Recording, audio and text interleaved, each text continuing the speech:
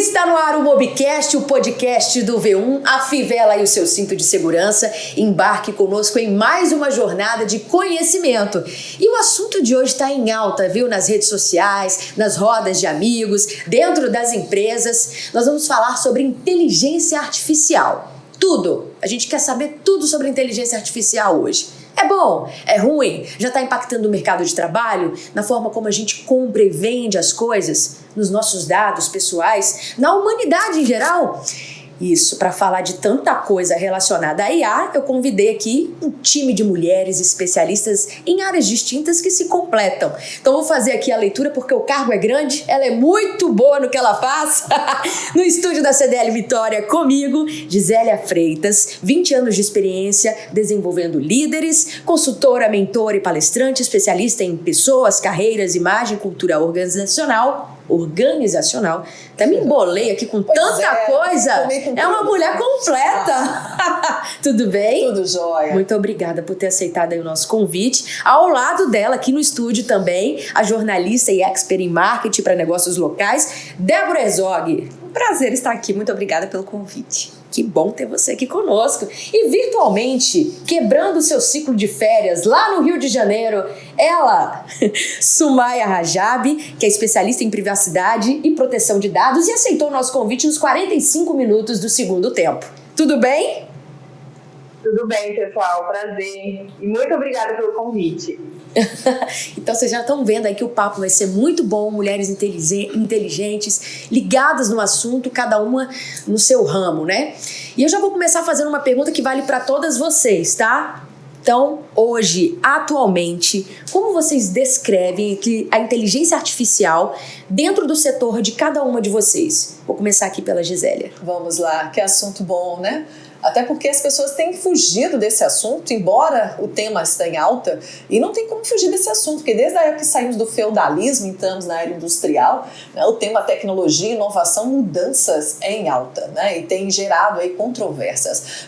Na minha área, se pensar em mercado de trabalho, o que eu mais escuto é cargos que deixaram de existir, eventos que estão deixando de acontecer, profissões que não estão mais, estão extinguindo-se, né, por conta da inteligência artificial. É um tema mais em alta dentro da minha área. Só que eu acho interessante que a maioria, Tainá, fala da questão dos cargos que estão deixando de existir, mas ninguém fala daquelas novas profissões que estão existindo por conta do avanço da tecnologia e da inteligência artificial. Então, os cargos mais hoje remunerados que estão em alta não existiam há 10 anos atrás, né? E muito menos da facilidade. Eu falo que a inteligência artificial, que é a ferramenta, ela vem para ser uma ferramenta para nos desenvolver ao nosso favor, não nos escravizar e nem tomar nosso lugar. Então, dentro dessa nuance, né, desse conteúdo, eu tenho que entender que a inteligência artificial, quando eu falo em gestão de pessoas, desenvolvimento de lideranças, mercado de trabalho, é uma ferramenta poderosíssima para elevar minha performance, elevar a performance da minha equipe e me levar para um outro patamar. Porque o mercado hoje 4.0 é extremamente competitivo, eu não sou ninguém, eu me torno tecnologia ultrapassada, obsoleta, escrito na testa, se eu não conseguir entender essas ferramentas e usar ele a meu favor.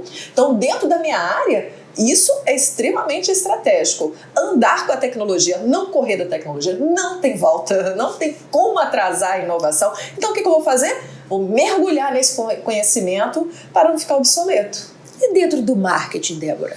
Olha, é engraçado isso que a Gisélia falou, porque nós sempre temos diante de uma tecnologia, de uma coisa que muda muito a nossa realidade, a gente tem uma excitação, porque a gente gosta da novidade, mas ao mesmo tempo a gente tem um medo, porque é o novo, né? E o novo a gente não sabe o que vem ali na frente. Então, assim, no marketing a gente tem um número absurdo de facilidades, né? Todo mundo que trabalha com publicidade, com marketing, e hoje em dia todo mundo foi convidado a ser marqueteiro do negócio, então os empreendedores sabem o quanto eles são convidados a cuidarem do próprio marketing, e diante desse cenário, isso acaba impactando a todos nós.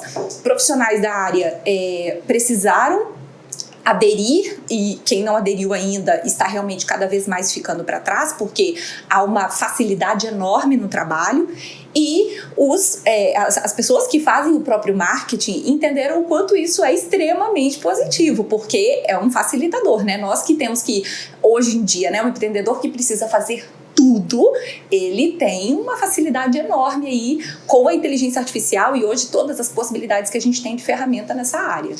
Sumaya, a gente tem aqui, você já percebeu, duas pessoas que utilizam da inteligência artificial para aprimorar, facilitar os trabalhos que realizam. Mas quando a gente fala sobre dados e essa relação com a inteligência artificial, como você descreve a IA dentro da sua competência? É bastante dividido, tá? Porque a inteligência artificial, ela vem ajudar na leitura dos dados, na transformação de alguma informação importante. Aí vai ser para qualquer área, marketing, para qualquer área. Isso vai ser muito importante e vai ser muito favorável, mas a gente também tem o viés da privacidade e da proteção de dados. Até que ponto, né, o avanço da inteligência artificial pode tolir, pode não garantir a privacidade e a proteção dos dados das pessoas. Então, assim, a gente fica muito dividido aqui dentro da área de LGPD, num olhar mais voltado para a Lei Geral de Proteção de Dados, mas a gente entende também que é uma ferramenta muito poderosa para a gente conseguir alcançar a proteção dos dados das pessoas, através de uma maior segurança cibernética, por exemplo. Como que isso já é aplicado dentro do viés aí da proteção de dados? Ainda não é muito aplicado, mas hoje, como a gente tem uma legislação que nos guia e nos traz as regras para a gente usar os dados das pessoas de forma a garantir a sua privacidade, a sua liberdade, as suas escolhas, a gente tenta guiar a utilização da inteligência artificial para isso. E aí, como que a gente pode fazer isso? A gente tem que ensinar a inteligência artificial a pensar e a ter comandos que garantam esses princípios que estão dentro da legislação. Então, ainda é um desafio muito grande aqui dentro da nossa área para a gente fazer isso, porque a gente tem que ensinar a inteligência artificial a ter essa preocupação e essa garantia com os dados, a privacidade e a proteção deles. A gente está falando de inteligência artificial como se fosse uma novidade. Vocês concordam comigo? Como se fosse algo que tivesse surgido esse ano. Mas não é, né? Não é mesmo. É uma coisa muito antiga e que nos últimos, vamos colocar aí, nos últimos 2, 3 anos, um boom, onde todo mundo acha que é algo que saiu ontem da cabeça das pessoas, mas que já vem sendo estudado há anos. O que para vocês justifica, né, essa chave que virou na cabeça de todo mundo, que agora dá atenção para esse tema? Eu lembro de quando o Watson, o primeiro protótipo de inteligência artificial, foi apresentado ao mundo, elaborado por 30 cientistas, né? Foi em 2011. E ninguém deu atenção para aquilo. Era mais um robozinho. Ninguém entendia que o sistema de aprendizagem dele era cognitivo. Da mesma forma que a gente aprende outras línguas, um conhecimento, ele aprendia sobre os negócios, quanto mais se interagia com a gente. Então, ele foi apresentado nos programas americanos, né, de pergunta e resposta, aqueles mais famosos, e ninguém entendia o raciocínio dele. Ele veio para a área de saúde, para a parte de diagnóstico, ele nasceu dentro do setor, para ajudar o setor de saúde, para ser mais assertivo os diagnósticos relacionados a câncer, né, a várias doenças, e depois ele migrou para outras áreas. Aí ele foi tomando conta. Até então era só para salvar vidas. Ele continua, de certa forma, né? Só que foi para a área do direito, foi para bancos, está fazendo o primeiro atendimento. Então começou a assustar quando viu o número de cargos, postos de trabalho sendo automatizados, deixando de existir. O primeiro advogado robô está aí, né? Então também tomando conta daquela parte mais operacional. Eu acredito, não sei se você concorda comigo, que o acesso à internet e às redes sociais, né, nesses últimos anos, principalmente na pandemia, fez com que as pessoas tivessem mais acesso ao que é inteligência artificial, o que é multiverso, o que é metaverso, o que é chat. Então começaram a desenvolver um conhecimento maior. Então acredito que o medo vem de um conhecimento que até então estava muito atrasado e escondido. E o ChatGPT, né? Que na verdade o ChatGPT, ele é o produto da história que teve maior adesão do público em curto espaço de tempo. São 100 milhões de acessos em 2 meses. Então a gente está falando de uma coisa que realmente assusta pelo volume de pessoas que começaram a aderir. Então eu acho que nesses últimos meses a gente tem falado até mais ainda em virtude do ChatGPT. E aí, gente, eu vou trazer aqui para nossa conversa um dado de uma pesquisa de Harvard que fala o seguinte: algoritmos que escaneiam currículo e impedem 27 milhões de achar emprego. Foi uma pesquisa realizada pela Harvard nos Estados Unidos, com a população dos Estados Unidos, perdão. E aí eu vou baixar aqui, deixa eu ver um dado que me chamou bastante atenção.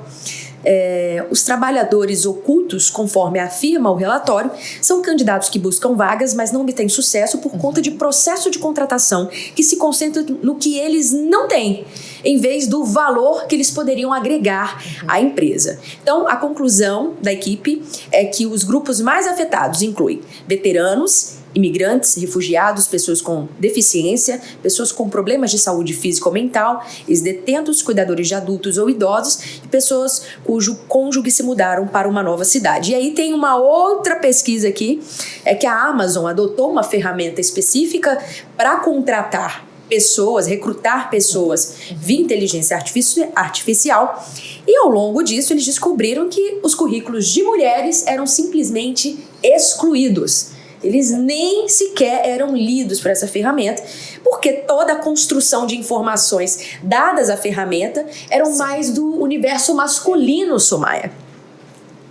Essa é a principal preocupação dentro da LGPD e na utilização de inteligência artificial. E aí, falando de uma forma bem resumida, a inteligência artificial ela tem 2 etapas. A primeira etapa, que é o do ensinamento, ela vai consumir o máximo possível de informações para construir a base dela. Depois é a etapa da execução, né? Ela vai dar alguma informação que a pessoa, que alguém solicitar. E quando ela faz essa criação de algoritmos para qualquer atividade, nessa que você trouxe da pesquisa, para avaliação de currículo, ela pode enviesar. E aí ela pode, dependendo do que é solicitado, ela pode fazer essa exclusão das minorias ou exclusão de alguma categoria de pessoas. E aí traz a discriminação. Essa é a nossa maior preocupação. Então a gente tem que, de uma certa forma, garantir que a inteligência artificial ela não faça essa separação, não crie esses algoritmos discriminatórios para que o resultado seja o mais ético possível. Mas como fazer isso? Existe já uma lei própria para isso, desenhada, desenvolvida para a inteligência artificial na questão da proteção de dados? Não tem uma lei específica e direcionada para isso, mas existem várias orientações, guias para você conseguir e tentar seguir, aplicar isso no enriquecimento dessas informações para a inteligência artificial e você conseguir alcançar esse resultado, que é não discriminar, evitar que tenha resultados favorecendo um grupo e desmerecendo outro. É complicado, né, gente? Agora, o que eu acho interessante a gente está falando da inteligência artificial, ela discriminatória, mas quem dá os comandos, né? As plataformas de processos seletivos hoje pulverizaram, cresceram, principalmente nas grandes empresas que querem respostas rápidas. Elas vão lá no LinkedIn, elas cruzam as informações, faz análise e já dá essa pré-seleção que até então era do olhar humano, né? Só que essa discriminação vem muito da nossa cultura também. Eu escuto o tempo todo de empresas: mas eu não quero essa vaga mulher, porque mulher vai engravidar, vai ficar 6 meses fora, eu já tenho aqui experiência com as mulheres depois que são mães, cai a produtividade, eu não quero acima de 45 anos, olha, eu não quero com essa formação, eu não quero que more depois dessa região, que acontece alguma coisa, o trânsito para, custa chegar. Isso eu escuto o tempo todo. Mas aí, diferente da inteligência artificial, eu tento convencer como especialista, aí aquele olhar humano que às vezes o processo não tem. Mas mulher, mas você sabia que pesquisa diz que as mulheres hoje, ela, dentro da sua área, é 85% da amostragem, então por isso não está conseguindo colocar ninguém, e elas são as mais especialistas. Sabia que ela tem mais condições? Aí eu consigo convencer, ou baixar a idade, olha, esse cara tá perfeito, ele tá com 48 anos, mas pelo amor de Deus, tá mais jovem que eu e você juntos. Então me diz uma coisa, você acredita que a gente está tendenciando a inteligência artificial a pensar de maneira machista, racista, preconceituosa. Total. Poxa, a gente vai ter até o desafio agora de enfrentar a máquina quanto a isso, na sua opinião? Porque é um sistema de aprendizagem cognitivo, né? Ela tá ali totalmente interagindo com aquele setor, com aquela empresa, com aquela cultura, e ela tá aprendendo a ser aquilo que nós formatamos para que ela seja. Se até então ela vai começar a pensar sozinha e vai falar, olha, mas isso é preconceituoso, né? Depende de quem alimentar isso também da inteligência, ainda não é. Então, por isso que eu sempre falo, hoje o processo seletivo, ele tem uso da tecnologia, acho bacana, mas precisa humanizar o olhar urgente. Por exemplo, essas plataformas de uso de inteligência artificial igual tem de processo seletivo, que as empresas compram, fazem lá o cadastro, a inteligência artificial faz o primeiro comando. As pessoas de nível operacional, às vezes muitas pessoas boas, porque a gente ainda está numa fase no Brasil que uma população gigante ainda não tem acesso, ainda não tem conhecimento, ainda não sabe como se posicionar no mercado de trabalho. Imagina, Débora, se posicionar num sistema com a inteligência artificial, ela não sabe construir um LinkedIn. Eu tenho dificuldade, com toda a minha expertise, de pegar um currículo e ver se a pessoa serve ou não serve, porque ela deixou de colocar informações, deixou de colocar aquilo que realmente ela é boa, não conseguiu colocar as palavras-chave. Agora tem pessoas treinando para você colocar palavras-chave no LinkedIn, para você ser encontrado pela inteligência artificial. Essas pessoas mais simples não sabem, Tainara. E essas pessoas também começam, tem uma pesquisa que mostra que elas começam a cadastrar o currículo e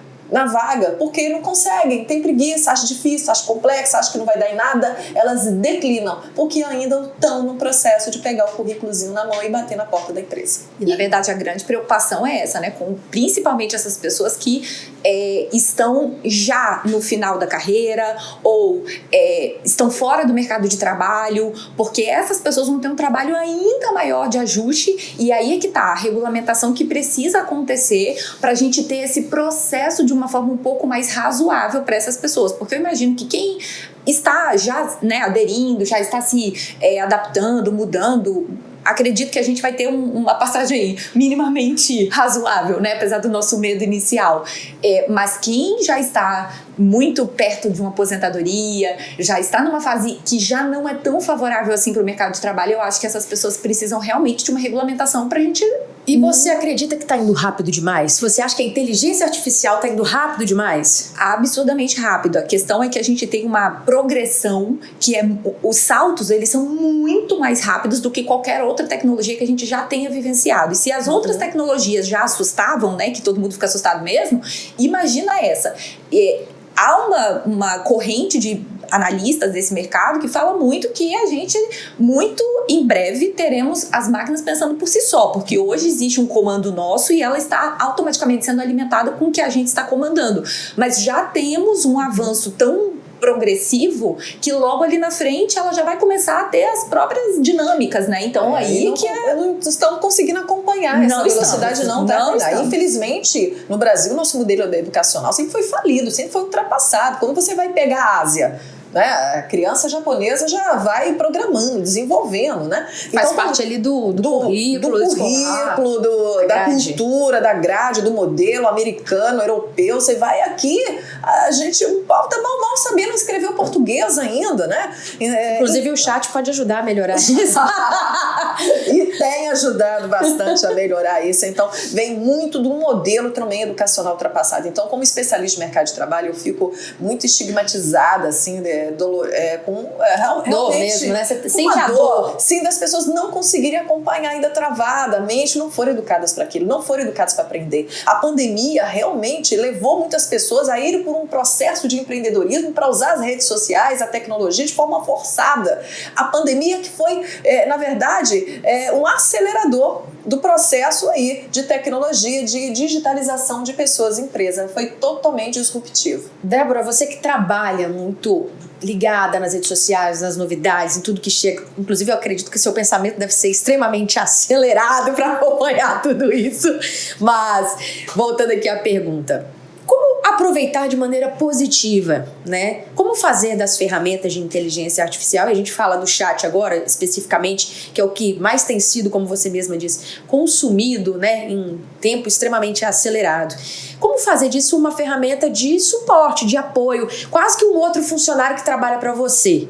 Na verdade, eu gosto de fazer as pessoas pensarem fora da caixa, porque o ChatGPT, principalmente para quem está chegando, é um exercício de criatividade, de você pensar assim, olha, eu tenho aqui um assistente pessoal, e esse assistente pessoal, ele é muito inteligente, ele tem infinitas Barças, eu sou do tempo da Barça, viu, gente? Ele tem infinitas Barças no cérebro dele, ele é um amigo extremamente inteligente que eu tenho, e ele pode me ajudar em qualquer coisa que eu posso perguntar para alguém. Então, na verdade, assim, tenho aqui esse assistente, ele pode me ajudar para tudo. Eu quero fazer um comunicado para minha equipe para dizer que o salário vai aumentar. Eu vou lá no ChatGPT e vou pedir ajuda. Ou seja, em segundos ela cria um e-mail. Um e-mail dizendo, e detalhe, o ideal, inclusive, é que você dê os comandos de uma forma muito bem dada e principalmente dizendo o tom da mensagem. Eu quero um tom ameno, eu vou fazer um comunicado que é um assunto delicado, vocês vão perder um benefício. Você vai dizer pro ChatGPT que você quer um tom ameno, agradável, amistoso e que você quer uma mensagem para comunicar tal coisa. Então esse é um ponto, né? Essas facilidades cotidianas. Eu quero indicar livros para as pessoas que me acompanham na área tal. Eu quero livros voltados para a área de vendas. Então eu vou lá e vou dizer, ChatGPT, me fale os últimos livros aqui, os mais lidos nessa área. Quais livros eu preciso ler e indicar aqui para as pessoas que me acompanham? Agora, além disso, nós temos um criador de textos que é infinitamente superior à média das pessoas. Eu não posso dizer que é melhor, porque se você pegar uma pessoa que cria conteúdos, textos, poesias, poemas, músicas, muito acima da média, não dá pra gente comparar o ChatGPT com, né, grandes nomes da composição e da escrita no mundo. Mas, para a grande média, que nós temos uma dificuldade enorme, principalmente, como a Gisele mencionou aqui no Brasil, de escrever, de ler, de se comunicar, nós temos uma ferramenta que escreve melhor do que 90% das pessoas no mínimo. Mas vocês não acham que a gente está cedendo um pouco as nossas próprias capacidades e tende a ficar mais preguiçoso? A gente está chamando de facilitador, né? Mas é uma tendência hoje de termos cognitivos que não tem muita volta, não. Eu acho importante esse debate, esses nossos filhos que já nascem conectados, conversando com a Alexa. Minha filha conversa com ela o tempo todo, pergunta as coisas para ela não vai pesquisar mais. Ela conversa com o telefone, também com comandos de voz, então faz tudo, ela não usa, ela não escreve. Não sei se está desaprendendo também a escrever. Mas um exemplo é envolvendo a LGPD. Um cliente pediu, falou assim, já era preciso para ontem de eu estou aqui com o uso de celular corporativo, eu preciso escrever uma norma para os funcionários, um manual de uso do celular corporativo. Tem alguma coisa relacionada com a LGPD? Você tem alguma coisa falando, citando a lei? Eu falei, lascou. Vamos ao ChatGPT. Então eu pedi para um setor industrial normas de uso de celular corporativo. Ele colocou 8 normas vinculando ao negócio desse meu cliente e depois coloquei normas dentro da LGPD. Ele citou a lei, falou de 4 normas para não ter vazamento de dados com o uso do celular corporativo e ainda eu perguntei, agora sanções disciplinares. Ele colocou mais uma página inteira de sanções disciplinares dentro da lei brasileira e em 5 minutos eu tinha um documento de uma página e meia inteira envolvendo a lei LGPD de uso do celular, que ainda é pouco conhecido por muitas pessoas. Eu ia ligar para uma amiga minha advogada para dar um help, eu não sei se ela tinha, mas o chat fez. Eu ainda duvidei, fui lá e mandei para essa amiga que é especialista nisso e falou assim, tá correto. E é isso, Maia. Aí, tá roubando meu emprego.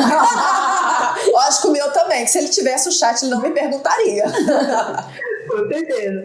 Brincadeiras à parte, mas é exatamente isso. Eu acho que o grande facilitador da inteligência artificial é te munir de informações que vão ser úteis para você resolver problemas, situações dentro da sua rotina de trabalho. A questão é, como que você vai aplicar isso?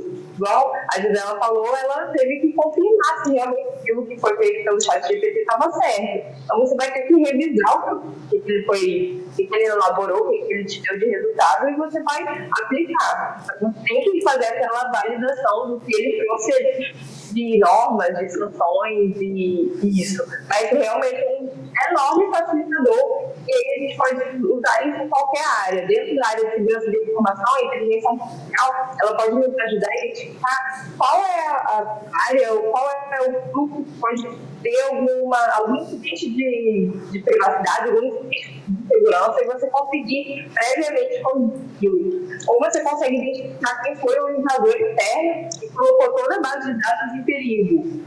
Então, são facilitadores para o seu trabalho, para as suas rotinas de trabalho, de suas tarefas, mas você também tem que entender se aquilo que a inteligência artificial está fazendo está correto. Uhum. E mais uma vez, gente, a criação de um documento, ele não está indo na empresa mudar a cultura, ele não está implantando, ele não está treinando a equipe, muito menos está sendo o DPO, né, o responsável pela proteção de dados ali, ele não está assinando documento nenhum, ele não está tomando conta de nada, é construção de um documento, né? Então isso é um facilitador de desenvolvimento, ele pode desenvolver uma aplicação. A gente já viu situações aí que você digita um código para ele, pede para ele criar um aplicativo e ele vai criar. Sabe o que eu acho interessante pontuar disso? É que nós somos convidados a sermos mais humanos. Então, eu acredito que sim, não deixa de ser um facilitador. Num primeiro momento, a gente tem um impacto que é negativo nas profissões que são mais automáticas. Então, por exemplo, né, a assistente do advogado que buscaria, vamos supor que ela fosse contratada para fazer a tal do regulamento, né, que a Gisélia pediu. E aí, essa assistente da advogada que iria procurar, ela com certeza vai ter um impacto muito imediato com a implantação e o crescimento do ChatGPT, porque, no fim das contas, essas tarefas que são mais automáticas, a gente de fato tem uma substituição, mas nós, enquanto humanos, e eu imagino que todo mundo é convidado realmente a cada vez mais ser criativo, a se qualificar e a criar muito menos reprodução das coisas. Então, o tempo que a gente gastava, imagina, gente, eu sou do tempo da Barça mesmo, imagina o tempo que eu gastava para buscar uma informação da Barça. Ou ir na biblioteca. Nossa, eu ia falar isso, mas eu fiquei com medo de entregabilidade. Não, eu também tá tudo entregue já. Tá todo mundo na mesma faixa etária aqui. Você imagina, hoje eu vejo que tem pessoas que têm dificuldade de fazer uma busca simples no Google e aí não tem mais espaço para isso, esquece. Então, às vezes até nas caixinhas de perguntas, né, no Instagram, aí a pessoa vai lá e pergunta assim, onde que eu compro esse livro? Eu olho e falo, gente, a pessoa tá vivendo em 1990, não é possível, que ela não sabe como, nem 1990, né, 1980, que ela não sabe como procurar uma informação na internet. Encontrar um livro é o básico do básico. Então eu acho que nós somos convidados cada vez mais a sermos muito menos automáticos, poupamos muito tempo com essas tarefas que são extremamente burocráticas, e o que a Gisélia resolveu em 5 minutos no ChatGPT, anos atrás a gente demoraria um dia buscando. Mesmo em ferramentas de busca pela internet, eu demoraria, porque ele ia me dar 120 mil opções pra você eu não escolher sabia aquela. aonde começar. E eu naquela coisa do Ctrl-C, Ctrl-V, que eu tenho pavor, então fala igual, porém diferente. Aí você vai catando, né? Aquilo já foi quase um dia inteiro. Fora para adaptar para a realidade do negócio do cliente, porque ainda tem essa. Você digita no Google, por exemplo, ele vai te dar as informações da lei. Aí você tem que pensar como adaptar para... Enfim, nós temos aí realmente um facilitador. Mas você trouxe aí informação que faz todo sentido aqui, encaminha com essa pesquisa que também é de Harvard, que fala de empatia, flexibilidade, cooperação. Pesquisa aponta, né, explica por que as habilidades sociais ganham força no mercado de trabalho. Ou seja, como você trouxe, Débora, o que é possível automatizar por ser uma função que de fato está na cara que ela vai ser automatizada, ponto para a ferramenta. Mas as relações sociais são insubstituíveis, né? E aí eu queria que vocês comentassem um pouco disso. Somaia, eu vi que você se manifestou aí. Qual é a sua leitura em relação a isso? Inclusive a pesquisa fala de melhor remuneração para quem tem essas habilidades. Porque a inteligência artificial ela não consegue criar isso. Isso quem cria somos nós humanos. Né? Nossa interação, a nossa relação seja virtualmente. Eu aqui estou remoto e eu estou me relacionando com vocês. E a inteligência artificial ela não consegue reproduzir isso, ela não consegue criar isso. Ela pode ser infinitamente mais inteligente em alguns aspectos, mas igual essa pesquisa falou, ela não consegue recriar isso. Então, quando ela detecta que as pessoas que têm essa habilidade social mais apurada, e isso vai trazer os pontos positivos para aquela pessoa, conquistar algum cargo que ela esteja procurando, ou algum reconhecimento que ela esteja buscando. Então, eu acho que é exatamente nesse ponto. A inteligência artificial ela não consegue recriar essa interação social, as interações humanas, e são capacidades apenas nossas. E tem área extremamente delicada, eu acho esse assunto extremamente pertinente. Vamos lá. Eu falei do primeiro o primeiro advogado robô, né? A doutora Luísa, que também está fazendo e acontecendo aqui. Mas algumas áreas, o avanço da tecnologia tem colocado em pauta algumas habilidades e competências atuais, não é nem do futuro, é tipo agora. A empatia, exemplo, tanto falado como se fosse uma coisa da sociologia, humanizado, social. Não, é uma competência de alto nível hoje no mundo dos negócios. Primeiro, se você tem uma inteligência artificial, né? Você como advogada, ele vai pegar toda a parte automatizada, as petições, a jurisprudência, vai fazer toda uma leitura. Mas algumas áreas, criminal, vara familiar, exemplo, ele não consegue dar palpite, porque envolve empatia, repertório, né? Mas está dizendo a lei que ele foi lá, tirou, matou, 15 anos de prisão, 30 anos de prisão. Peraí, mas por que matou? Porque ele não teve antecedentes, mas peraí, mas por que levou? Aí leva toda uma coisa humana, né? Vara familiar, não, vai ficar com a mãe, pronto. Mas peraí, quem é essa mãe? Cadê o olhar humano? E uma outra competência que é a inovação. Não só a questão da empatia, da flexibilidade. Por que inovação? No mercado atual, só se transforma, só ganha mercado, só ganha uma parcela maior, só se é competitivo dentro do processo inovador. Diferencial competitivo é ser diferente. E inovação, ainda, como você falou, só vem de pessoas, não de máquinas. Então, para eu me diferenciar e ser competitivo com a inteligência artificial, eu preciso ter duas características muito fortes: as relações humanas sociais, a empatia, e volta nisso, e o processo inovador. Então, o que eu preciso fazer? Essa assistente aí do advogado, como exemplo, eu tenho que me profissionalizar. Não posso ser um profissional mais ou menos, não posso ser mediano, não posso ser medíocre, estar na média da sociedade. Não, eu tenho que estudar, ser especialista, porque quanto mais qualificado eu sou especialista, mais competitivo eu estou no mercado de trabalho. Inteligência artificial nenhuma vai tomar o meu lugar. A Débora é um exemplo dessa adaptação profissional, né, Débora? Exatamente, eu ia pontuar isso. Eu vou trazer mastigadinho para minha área, bem mastigadinho mesmo, que existe um ponto que a gente viu um boom mesmo, em virtude da pandemia principalmente, da produção de conteúdo nas redes sociais, né? A gente tem um marketing de conteúdo que cresce muito e o ChatGPT vem para contribuir de uma forma muito consistente, muito positiva, que agora você vai lá, você quer um conteúdo, quer criar um post, quer criar um roteiro pro Reels, você vai lá, digita, não sei o que, eu quero um Reels aqui para falar da LGPD, né? Supondo aí que a advogada vai criar um conteúdo sobre isso. E aí a pessoa vai lá e faz isso. E a grande questão é que com a abundância de informação, e eu vejo que a gente é cada vez, mais convidado a ser humano, a trazer o nosso repertório, a trazer as nossas experiências, as nossas vivências à tona. Porque esse tipo de conteúdo, 3 dicas para você se adaptar ao ChatGPT, 3 dicas para tomar mais água, isso não cola mais, porque isso eu consigo no ChatGPT, eu consigo no Google, eu consigo em qualquer lugar. Então, quem vai se destacar cada vez mais, falando do ponto de vista do marketing principalmente, é quem souber fazer uma leitura do público de uma forma verdadeira, né? Os aspectos mais íntimos de quem compra de você. Não é aquela coisa de faixa etária, né, cargo, sexo. Não, a gente está falando de uma coisa muito mais consistente. Quais são os anseios, quais são as dores, quais são os desejos mais íntimos dessa pessoa que vai comprar de mim, e eu produzir um conteúdo para ela que faz conexões com o meu repertório profissional, com tudo que eu já vivi, com a experiência que eu já atendi a Gisélia lá atrás, e aí eu tenho aqui um case para contar para você, né? Você que é meu cliente, que sofre do mesmo problema.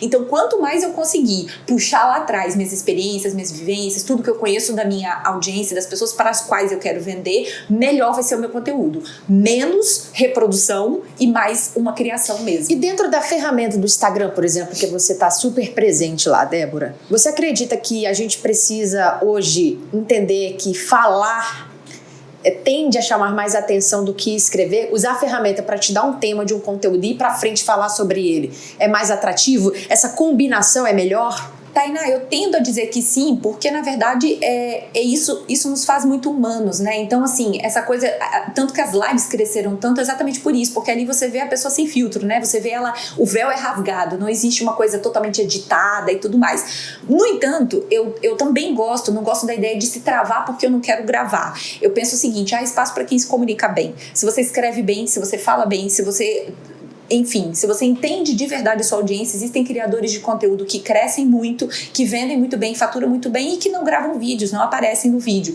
Então eu não considero que é um grande pressuposto. O problema é que quem já tem uma trava e diz assim, não, eu não quero gravar, geralmente é quem já não se comunica bem, infelizmente. Agora, quem se comunica bem, sabe articular muito bem as ideias, porque quem escreve muito bem, né, vamos dizer aí, uma pessoa que tem uma especialização em copy, essa pessoa responde muito bem uma caixinha de perguntas, ela articula muito bem as ideias, não é uma pessoa que pegou uma resposta no chat GPT, é uma pessoa que tem repertório, que aí quando você faz uma pergunta pra ela, ela puxa uma coisa que aconteceu com um cliente dela 10 anos atrás, e aí ela consegue articular as ideias de uma tal forma que você sente, você lê, você fala, falou pra mim. Então, a questão é essa, é a gente aprender a se comunicar cada vez melhor. Você acha que as pessoas já estão entendendo essa diferença? Esse texto aqui foi um programa que fez pra mim, esse texto aqui é de uma pessoa que tem repertório e me atingiu, me tocou, chegou em mim essa mensagem. Sim, mas as pessoas não têm clareza disso. Você lê um texto, você sabe quando o texto é uma faca no seu estômago. Quando você lê um negócio e fala, nossa, como é que pode que essa pessoa fez uma leitura do que eu tô sentindo aqui agora? Não é possível. Isso é uma coisa que o robô nunca vai conseguir fazer.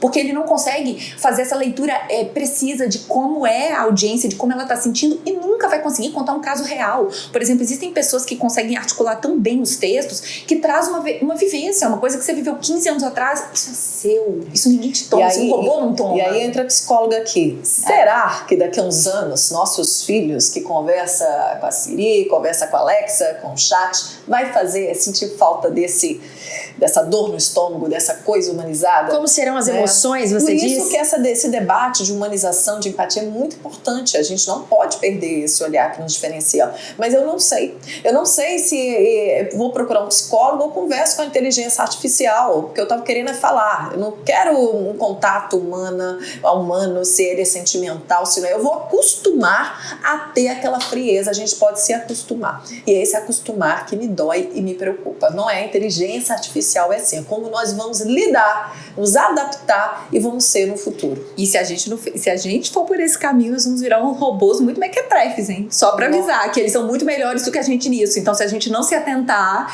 eles têm uma capacidade absurda de armazenamento de dados, de conexão de ideias, que a gente não consegue competir nessa área. E aí, como eu já ouvi, né? Vou falar nomes, mas mês passado, de um cliente falando que prefere desenvolver a inteligência artificial porque elas não engravidam, porque não sindicalizam, porque não faltam, porque não dão atestado de saúde, não tem problema de doença de saúde mental, né? Então elas entregam muito mais com um custo muito menos. Aí você tem que respirar fundo, né, naquele processo e pensar que esse discurso pode estar sendo Ctrl-C, Ctrl-V de muitos empresários, empregadores, empresas que deviam estar humanizando, trabalhando com assuntos pertinentes e estão com esse discurso sendo pulverizados. Então eu vou fazer uma pergunta, a gente já está caminhando aqui. Nossa, se a gente ficar aqui falando disso, nós vamos ficar até amanhã ou mais, porque é um assunto muito amplo. Mas para finalizar, como eu comecei com uma pergunta padrão para todas vocês, também vou fazer uma pergunta final padrão para todas vocês. Então, eu queria que vocês pontuassem o benefício e o limite na visão de cada uma de vocês. Você trouxe aí um exemplo que eu considero, com todo o perdão da palavra, que essa pessoa que te disse isso tem um conhecimento pobre, pouco, baixo, não entendeu ainda, no meu ponto de vista, o sentido da ferramenta, né? Ao longo aqui do programa de hoje, a gente falou sobre diversas maneiras de utilizá-la de forma inteligente, assertiva, proveitosa, mas também de ter cuidado, de ter limites. Então, dentro disso, dentro dos negócios, do mercado de trabalho, Gisélia, o que você pontua? Bom e o ruim. A tecnologia ela veio para nos ajudar, não nos escravizar, né? A inteligência artificial veio para ser um braço direito forte nesse processo. Ele tem salvado vidas na área de saúde, ele tem agilizado muito os processos e tem dado oportunidade da gente se posicionar de forma estratégica. Eu não posso reclamar, sou muito feliz com a vinda da tecnologia artificial. A questão é que a tecnologia, a inteligência artificial está sendo usada muitas vezes de uma forma para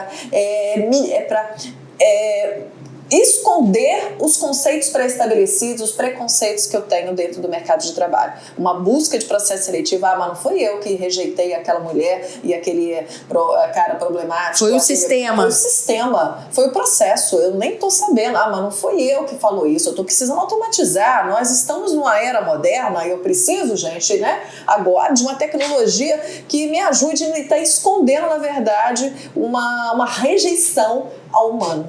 Aquela pessoa ali que ele só quer produzir, ele não quer se relacionar. Então, a tecnologia vem para favorecer, nos aprimorar enquanto seres humanos, e não é para nos escondermos nossa humanidade atrás dela. E na área de marketing, vendas, atração, consumo? Entre prazeres imediatos e prazeres futuros, os seres humanos têm uma tendência a quererem prazeres imediatos. Então, apesar de achar muito cruel a fala aqui que a Gisélia pontuou, né, de uma pessoa, eu compreendo e eu acredito que poucas pessoas têm coragem de verbalizar, mas muitas pensam da mesma forma. E nós temos uma tendência a sermos assim. Nós não somos tão evoluídos para pensarmos no futuro da nação. Nós estamos preocupados com o nosso bolso hoje. Então, infelizmente, entre pensar no futuro e nas mulheres que engravidam e têm problemas emocionais e psicológicos, psiquiátricos, a maioria, para ser assim, para não dizer todos, tá? Do empresariado vai pensar no próprio bolso. Então, eu penso que estamos todos convidados a assumir a responsabilidade de usar a ferramenta, cada um da forma como achar mais adequada. Todo mundo já precisa conhecer, já precisa começar a ter algum contato, porque quanto mais tarde, pior. Não vejo caminho de volta, porque, na verdade, se estamos falando de seres humanos e existem muitas pessoas beneficiadas com isso, não vejo uma possibilidade da gente travar isso sob nenhum tipo de regulamentação. Então, pontos positivos, todos nós precisamos tirar o melhor possível da ferramenta para a nossa vida, para o nosso dia a dia, para a nossa rotina e, na medida do possível, dentro da nossa consciência, num primeiro momento, tentarmos ser cada vez mais humanos, né? E aí eu acho que a gente vai ter que ter um pouquinho de calma e esperar como a coisa vai caminhar para poder dizer mais alguma coisa, mas infelizmente não há muito que ser feito pensando sobre esse ponto de vista que é negativo que a gente tanto pontuou aqui. Especificamente para você essa pergunta, você acha que a gente já está consumindo e vendendo melhor produtos devido ao uso correto da ferramenta? Hoje, melhor sim. Não vejo ainda um impacto tão negativo agora, mas acredito que num futuro muito próximo, dentro de alguns meses, a gente já vai ver algumas áreas de trabalho na área do marketing especificamente já sendo realmente dizimadas. Como? Fala aí. O que acontece? Se hoje você tem, vamos supor, né? Você tem lá uma empresa de publicidade, você tem 10 publicitários trabalhando. O que hoje ele demora um tempo para produzir, ele vai demorar metade do tempo. Então, a empresa pensa no bolso. Se hoje eu consigo fazer a mesma coisa com 5 colaboradores, eu já vou mandar 5 embora. Vai fazer a leitura do que é possível tornar ali automático? Quase tudo. Numa área hoje de escrita, aí você pode colocar jornalistas, publicitários, todo mundo da área de marketing e todo mundo que trabalha com serviços mais automatizados, atendimento ao cliente, tudo que for mais mecânico vai ser substituído num prazo muito rápido. Acredito que nos próximos meses a gente já começa a ter impacto. Por isso, agora, como essas pessoas vão ser, né, vão perder, porque a gente não perde só porque a máquina vai nos substituir, mas também porque existem pessoas que vão conseguir avançar em outras competências. Então, nós somos convidados, de novo, a sermos mais humanos e também a aderirmos à ferramenta o quanto antes, porque quanto mais a gente conseguir aprender com ela e ela evoluir com a gente, mais a gente vai conseguir se manter ali, né, no mercado de trabalho. E aí, gente, eu ressalto aqui pessoalmente, né, da minha parte, que a leitura que eu faço é que nós demoramos muito para perceber movimentos de mudanças que nós precisamos fazer e até aprimorar e destacar mais outras qualidades que nós temos, né? Então, fica aí, quantas mudanças a gente já teve, por exemplo, vou dar um exemplo muito simples, mas que já ocorreu aqui no próprio estado do Espírito Santo, o cobrador de ônibus, né? Ele teve que se adaptar, ele teve que buscar um outro jeito de trabalhar porque automatizaram a função dele. Na Europa é muito comum, né? Você já faz tudo sozinho na área de mobilidade urbana há muito tempo, mas para nós isso demorou a acontecer, houve uma resistência, né? Pessoas ali que já estavam perto de se aposentar. É difícil mesmo essa mudança, mas ela foi forçada e teve que ser feita. Então eu acho que a gente se antecipar, dar um passo na frente dessas evoluções. E essa é uma responsabilidade de todos na área educacional, de todos. Setor agrícola, né, as máquinas tomando conta dos agricultores. Aquela colheita manual sendo substituída por máquinas. Eles vão para onde? Sem uma educação para acompanhar. É isso que eu falo do nosso setor educacional, é falido ainda. Então nós todos somos responsáveis também por mobilizar uma recolocação, uma transição de carreira, um novo momento para essa população mais precária em termos educacionais. E é isso, Maia, suas considerações. Eu concordo com todos os pontos trazidos pelas colegas.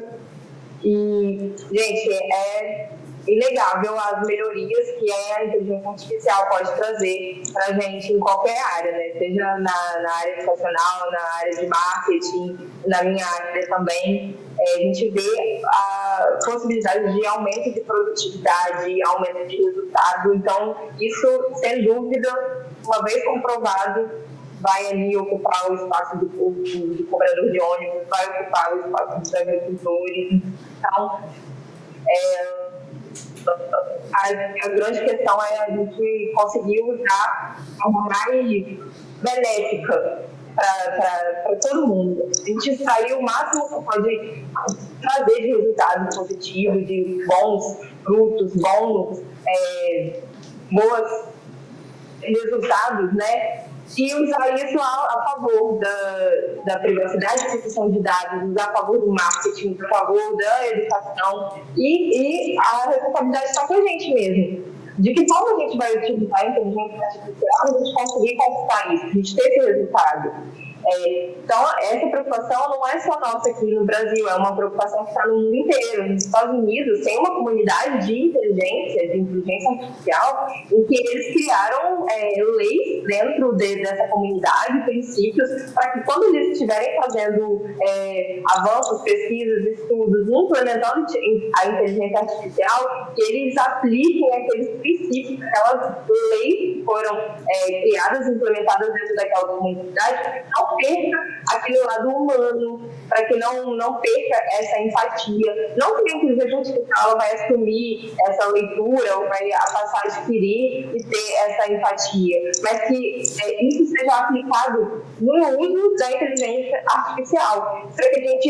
evite algoritmos trazendo resultados discriminatórios, algoritmos trazendo escolhas, trazendo processos que vão trazer vão separar, vão apartar as pessoas ao invés de tentar buscar o melhor que aquela pessoa tem que oferecer, por exemplo, num processo seletivo.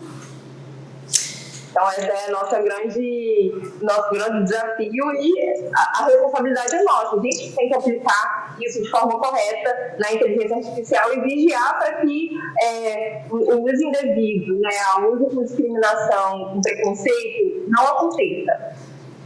Sumaia, vou começar aqui agradecendo e me despedindo de você, que mesmo nas suas férias, aí no espacinho do seu hotel aí, conseguiu nos dar essa sua atenção, as informações maravilhosas que deixaram aqui uma visão muito interessante dos limites, dos cuidados e dos benefícios dessas ferramentas. Muito obrigada, viu? Eu que agradeço o convite, Tainá, muito obrigada por ter contribuído aí de alguma forma com esse papo, né, com essa discussão, e é muito importante a gente ter esse cuidado, essa visão de que forma, né, a inteligência artificial ela pode ser benéfica para a gente. Tem muitos pontos positivos, mas também tem os negativos, que a gente falou bastante aqui, e vamos sempre cuidar aí para a gente evitar que eles sejam utilizados. Show! Não sai daí não, que a gente tem a nossa foto oficial para fazer depois, tá? Fica aí! Gisélia, Débora, muito obrigada também pela oportunidade e por todo esse conhecimento que vocês trouxeram nas áreas de vocês. Nossa, gente, sério, que episódio gostoso. Nossa, eu tô aqui, demais. Eu vou querer assistir de novo. Se deixar, fica o dia inteiro aqui, né? Já até acabou. Não somos faladeiras, né? Não, nem Imagina. Uma coisa que eu me esqueci. Queria que vocês compartilhassem as redes sociais de vocês, porque muita gente vai querer aí. Com certeza. Vocês, ainda mais a matemática é super importante em alta. Então vamos lá, começa aí, Gisélia.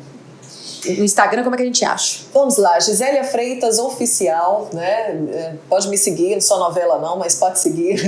LinkedIn também, Gisélia Freitas. E eu tô aí à disposição, né? Precisarem falar alguma coisa, tô aí aprendendo com a Débora um pouquinho também de posicionamento em rede social, que essa mulher é boa pra isso. E vi que quem não é visto não é lembrado, né? Então tô melhorando aí no meu posicionamento ainda. Débora! Ai, gente, uma honra estar aqui com vocês, adorei o papo, espero que a gente tenha contribuído para quem acompanha, também fico à disposição. Meu Instagram é @DéboraHerzog, HERZOG. Vou deixar na descrição. Isso, e M de Maria no final, Débora Herzog M, e lá também produzo conteúdo, também ajudo, na medida do possível, né, tudo que eu posso contribuir aí na área do marketing, vendas, comunicação, estamos aí. E você, Sumaia?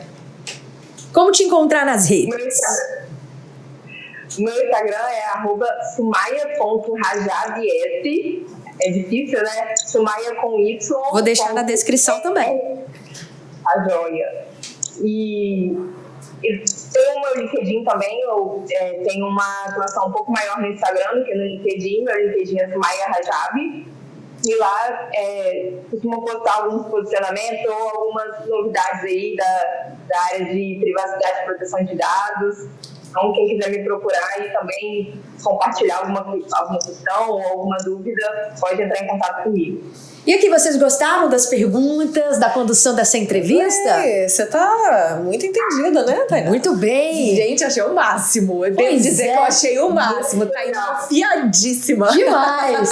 Agora, vocês acham que eu fiz isso sozinha? Pesquisa de Harvard, muito legal. Então, como que eu ia pesquisar artigos, assistir documentário, fazer leitura de pesquisas, se eu tivesse que fazer essa pesquisa e ao mesmo tempo escrever as perguntas? Lógico que não. Eu ativei o meu assistente virtual para fazer as perguntas para vocês, ou seja, falei na ferramenta, crie um roteiro de perguntas sobre X, Y e coisa e tal, enquanto eu estudava para poder falar com vocês aqui sobre esse assunto. E isso só demonstra a união perfeita quando você utiliza a ferramenta que pode ser automatizada para a coisa certa, mas o momento da fala, autoridade, né, entendimento, só cabia realmente a mim. A gente da próxima vez também coloca lá nossa assistente, né, Débora? Eu coloquei, o ChatGPT deu alguns pontos que eu deveria abordar aqui, trouxe anotadinho, pensei bem. Eu tô obsoleta. Ai, Gisélia, não. Tecnologia ultrapassada. Incrível e impressionante agora trazer a nossa vivência, a nossa experiência, tudo que a gente tem de repertório. Esse poder é só nosso. O robô não pode fazer. Exatamente. Gente, muito obrigada a você que nos assistiu aqui no nosso canal no YouTube. Não se inscreveu ainda? Por favor, se inscreva, curta, deixa o seu comentário. O que você achou desse programa? Você já utiliza ferramentas de inteligência artificial? Para você que nos escutou no Spotify, também favorita aí o Mobcast na sua playlist. E como é padrão agora da nossa segunda temporada, eu vou deixar na descrição desse episódio um desconto para um dos serviços do V1 para você poder viver a melhor experiência em mobilidade urbana. Então é só você fazer a leitura na descrição desse episódio, vai ver lá qual é o código, as regras desse código e para qual serviço você pode aplicá-lo. Muito obrigada aí pela sua atenção, pela sua audiência. Nós agradecemos mais uma vez aqui as nossas convidadas e eu te espero no próximo episódio do Mobcast.